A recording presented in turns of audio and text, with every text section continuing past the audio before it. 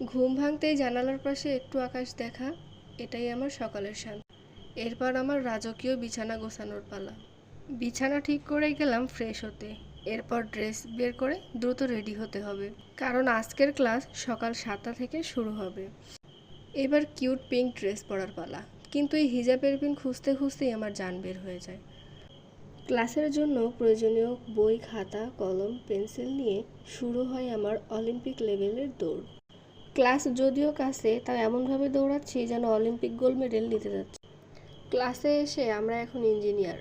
Ma'am আসার আগেই laptop, তার টানাটানি, প্রজেক্টর সেট করা, এটাই আমাদের কাজ। আজকে গেস্ট টিচার ক্লাস নেওয়ায় ক্লাস শেষ করে সোজা চলে যাই ঐতিহাসিক ডাইনিং। এই হলো হোস্টেলের সেই ঐতিহাসিক পাতলা ডাল আর অমৃত সমান আলু ভর্তা।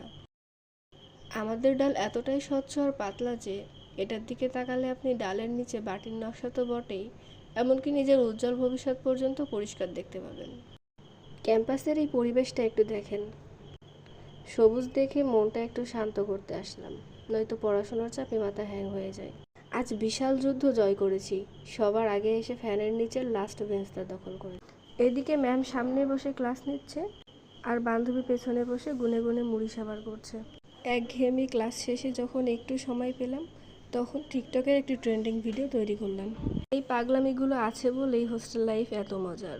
দুপুরের খাওয়া দাওয়া করে একটু রেস্ট নিয়ে গেলাম পানি আনতে। আমার এক ব্যাচমেটের ফ্যান নষ্ট হয়ে গেলাম মেকানিকের দোকানে। এদিকে গিয়ে দেখি মেকানিকের নিজের টিভিটাই নষ্ট। এটা হচ্ছে আমাদের সাতক্ষীরা সদর হসপিটাল। অতিরিক্ত গরমে দুইজনের আইসক্রিম খাইতে মন চায়, অবশেষে গরিবেরা 20 টাকা দামের এই আইসক্রিম চয়েস করলাম।